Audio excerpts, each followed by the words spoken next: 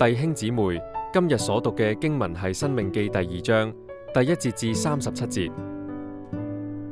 主題係第一篇講論曠野漂流。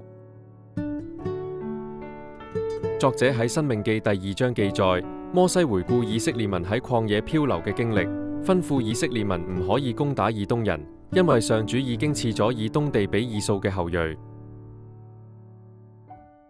而以色列民經過摩押地嘅時候，上主亦吩咐佢哋唔可以同摩押人爭戰，因為亞珥已經賜俾羅得嘅後裔，同埋提到當地曾經有巨人族被摩押人取代。以色列民經過亞門地嘅時候，上主同樣吩咐以色列民唔可以敵視亞門人，亦唔可以同亞門人爭執，因為上主已經將亞門人嘅地賜俾羅得嘅後裔。而上主命令以色列民要去攻打住喺希實本嘅亞摩利王西宏，佔領佢嘅土地作為產業，因為希實本王西宏唔肯讓路俾以色列民經過。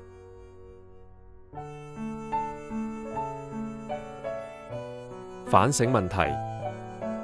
作者喺《申命記》第2章記載，